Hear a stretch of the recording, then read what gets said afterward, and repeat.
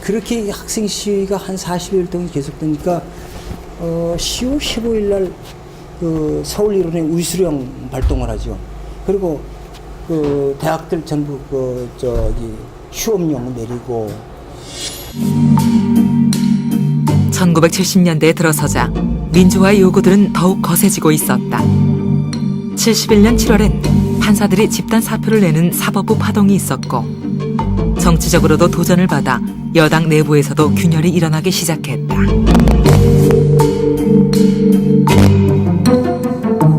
정권 존립의 위험을 느낀 박정희는 무장 군인을 대학교에 배치시키고 반정부 세력인 대학생을 강제로 군대에 보내는 등 더욱 강력한 사회 통제 수단을 강구하게 된다. 그러는데 우수령을 발동하면서 박정희가 특별 담화를 하는데, 그때 담화에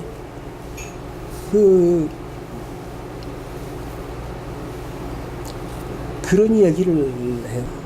학원 질서 확립을 위한 무슨 특별 징한만에서 우수령을 발동하고, 그러고 나서는 그해 그래도 저항들이 계속 저항이 있으니까 12월 달에 가서 그게 그 중국이 그때 마침 유엔 가입을 할 그 시기입니다.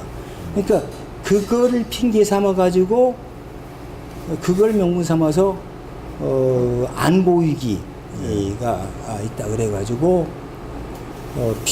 국가 비상사태 선포를 하죠. 국가 비상사태 선포를 하면서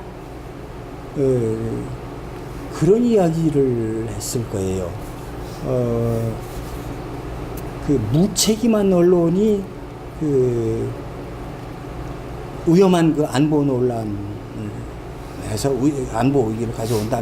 그런 얘기를 하면서 유명한 얘기죠. 우리가 향유하고 있는 자유의 일부도 유보해야 한다 하는 그런 얘기를 박정희가 쏟아냅니다.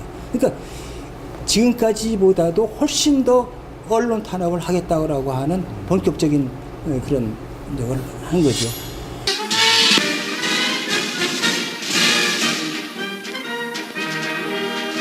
박정희 대통령은 1971년 12월 6일 정부 대변인 윤주영 문화공보부 장관을 통해 국가 비상사태를 선언했습니다. 이 선언에서 박 대통령은 최근 중공의 유엔 가입을 비롯한 모든 국제정세의 급변과 이에 한반도에 미치는 영향, 그리고 북한 괴뢰 남침 준비에 광분하고 있는 재해 양상들을 정부는 예의주시 검토해본 결과 현재 대한민국은 안전보장상 중대한 차원의 시점에 처해 있다고 말하고, 따라서 정부는 국민과 혼연일체가 돼 이 비상사태를 극복할 결의를 새로이 하기 위해 국가 비상사태를 선언한다고 말했습니다. 첫째, 정부의 시책은 국가안보를 최우선으로 하고 조속히 만전의 안보태세를 확립한다. 둘째, 안보상 쥐약점이 될 일체의 사회불안을 용납하지 않으며 또 불안 요소를 배제한다. 셋째, 언론은 무책임한 안보 논의를 삼가야 한다. 넷째, 모든 국민은 안보상 책무 수행에 자진 성실해야 한다.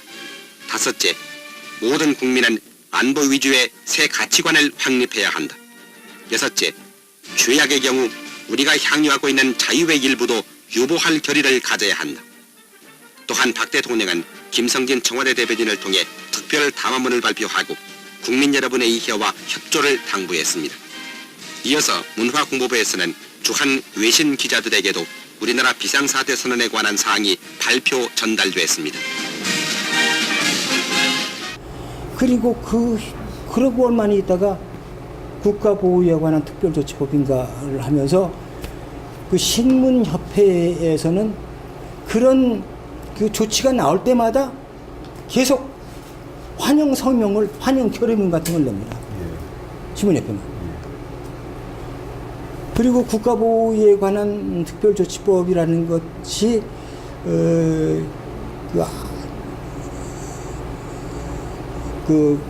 국가 질서를 문란하게 한 거나 사회 질서를 문란하게 하는 그런 그 언론이나 출판은 규제할 수 있다라고 하는 그 조항이 아마 들어가 있을 텐데, 그것까지도 전부 환영하게 한다는 그런 성명서를 내면서 결의문을 내면서 그때 그 프레스카드제를 그때 실시를 하게 되죠. 그래서 언론 자율 정화 무슨 그 몇 개 조항인가를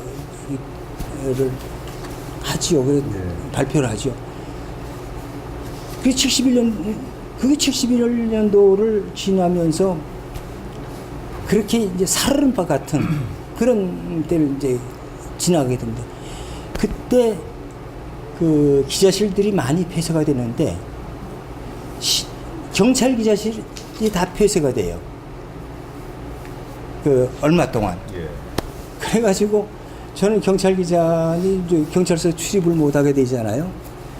뭐 그래가지고 그 대학도 군이 진주하고 있으니까 거기도 제대로 마음대로 못 다니고 그러니까 기자들이 335 모여가지고 창경원 같은 데 가서 대낮부터 소주를 까는 날이 많았어요. 그러다가 이제 71년을 넘기고 72년에 들어서면서 이제 기자실이 다시 복구가 됐는데 72년 3월 달에 제 개인적으로 아주 참 웃지 못할 그런 경험을 하게 됐는데 제가 동아방송 기자였으니까 이제 아침 뉴스를 위해서 새벽 일찍 이제 그 경찰서를 이렇게 순회하지 않습니까? 근데 뭐 그날 따라서 기사가 별로 없었어요. 특별한 기사가 없었는데 저 청량리 경찰서를 갔더니 지금 같으면은 그게 무슨 1단짜리 기사도 잘 안 될 거예요. 근데 무슨 기사거리가 하나 있는데 뭐냐면은 방위병이 변심한 애인 집에 방화를 해서 집 일부가 탔다 하는 그런 거였어요. 그럼 기사도 없고 그러니까 그래서 그 기사를 송고를 했습니다. 그리고 그 기사가 나갔는데 나가자 이제 다른 기자들도 제 기사 듣고서는 다 풀 받아가지고서 이제 대부분 다 기사를 써서 아마 신문에 1단 기사로 이렇게 나가고들 그랬어요. 근데 그날 저녁에 오후 되니까 신문사 안에서 전화가 왔어요. 너 오늘 저녁에 들어오지 마라. 회사 들어오지 마라. 지금 저기 육군 방첩대에서 너 잡고 있으니까 들어오지 마라 그래요. 저녁에 붙잡혀 가면은 두드려 맞을 수 있으니까 가더라도 내일 아침에 가도록 하라고. 그리고 집에 들어가지 말고 어디 다른 데 가서 좀 하루 저녁 자고 내일 아침에 오라고 그래요. 그래서 그렇게 했어요. 그래서 그 다음날 아침에 출근했는데 그날 저녁에 다른 신문사의 기자들은 다 잡혀갔어요. 기자들뿐만 아니라 데스크가 잡혀간 데도 있고 심지어 편집국장 중앙일보도 아마 그렇고 또 한두 개 신문 편집국장까지도 연행이 돼 갔습니다. 저는 그 다음날 아침에 신문사를 왔더니 지켜서 있어요. 그래서는 저하고 저희 사건 담당 데스크였던 고수균 차장이라는 양반하고 이제 둘이가 지금 남산 그 한옥마을이 있는 곳입니다. 거기에 뭐가 있었냐면은 육군 3방첩대라는 게 있었어요. 거기로다가 붙잡혀 갔습니다. 근데 그 앞에까지 갈 동안에는 뭐 별로 점잖게 데리고 가더라고요. 그러더니 딱 그 철문을 들어서자마자 말이 바뀌어요. 야, 이 간첩 새끼야. 라고 말이 바뀌었어요. 그리고 들어가서는 그 육군 소령 앞에서 조사를 받는데 왜 저 연행을 해서 조사를 했냐면은 군민간을 이간질시킨다. 이간시켰다. 그 방위병이 방화한 것도 군민간을 이간시키는 기사다. 그래서 기자들뿐만 아니라 편집국장까지도 연행한 이런 상황이었어요. 그게 72년의 상황입니다. 그게 유신 전의 일입니다. 그것도. 그리고 그해 7월이면은 이 남북 공동성명 7월 4일 날 하지 않습니까? 그리고 몇 번에 걸쳐서 남북 적십자 회담을 아마 한 8, 9월까지 그게 계속될 거예요. 네 번인가 하지 않아요? 그러고서는 그게 한껏 국민들한테 통일에 대한 환상만 심어주고, 기대만 불러놓고. 그리고 그게 뭐예요? 남북 권력자들이 적대적 공생관계라고 그러나요? 서로 체제 확립을 위해서 그렇게 하다가 곧바로 10월 달에 유신을 하게 되지 않습니까? 10월 17일 날.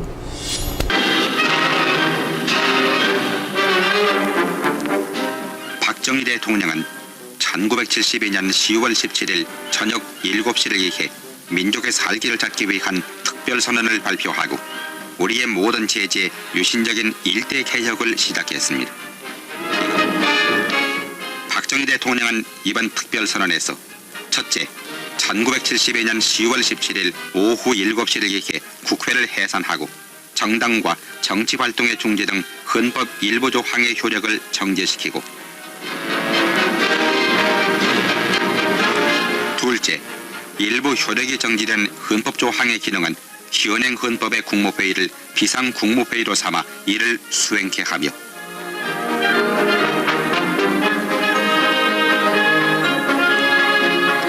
셋째, 10월 27일까지 조국의 평화통일을 지향하는 헌법 개정안을 공고해서 공고한 날로부터 한 달 안에 국민투표에 붙여 이를 확정시키고,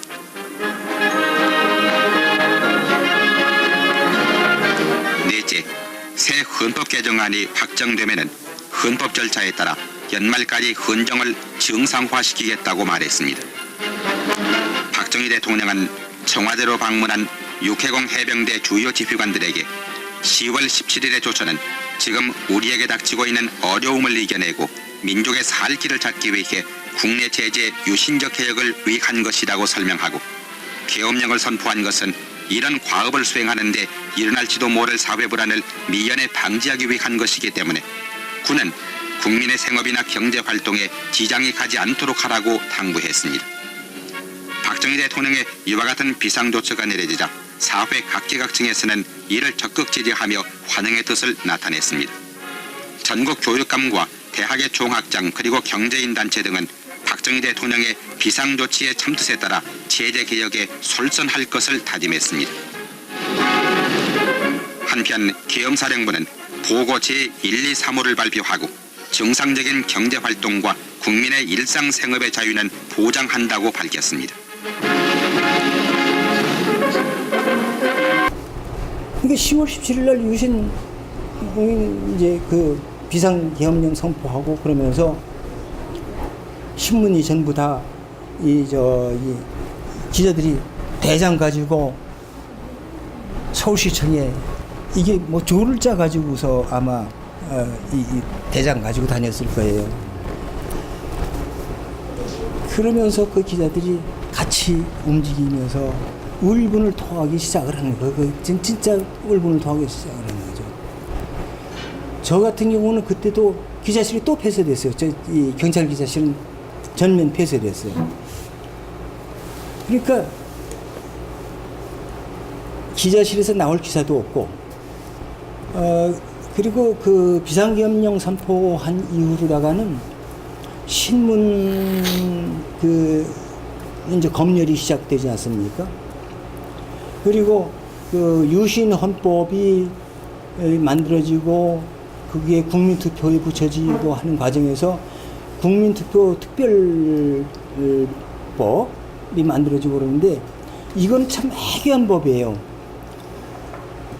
국민 그 개헌안에 대해서 찬반 토론을 할 수 없다. 이런 거죠. 그러니까 한마디도 붙이거나 뺄 수도 없고, 관급 기사가 아니면은 어떤 기사도 쓸 수가 없었습니다. 그때는. 그리고 다른 기사를 취재해서 보도할 자유가 없을 뿐만 아니고 보도 안 할 자유도 없어요. 관급 기사를 주면은 그걸 고스란히 전제해야 됩니다. 그뿐만 아니라 심지어 자기들이 준 기사, 그 관급 기사를 싣고 거기서 제목을 뽑는데, 그 제목도 그 안에 기사 안에서 뽑은 제목도 자기들이 마음에 안 들면은 기자나 부장은 연행해 갔어요.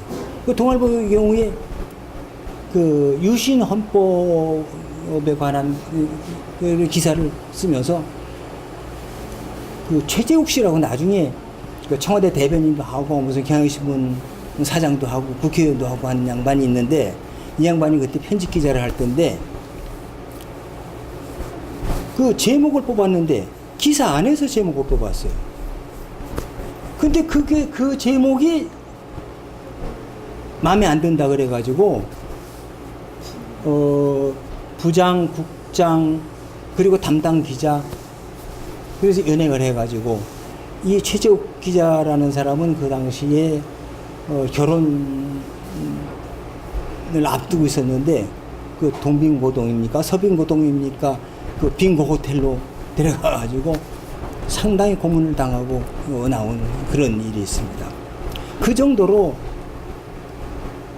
이거는 뭐라고 할까요? 신문이라고 할 수가 없는 거죠. 제 경우는 이제 동아방송의 경우는 그 기자실이 폐쇄되고 경찰 기자실이 폐쇄되고 그러니까 사건 기자들을 기사도 쓸 거 없고 그러니까 이 뭐 자연보호 캠페인 뭐 이런 거 해가지고 그 지방을 돌아다니면서 그 프로그램을 만들고 그랬던 기억이 납니다. 그런 과정을 거치면서 기자들이 생각이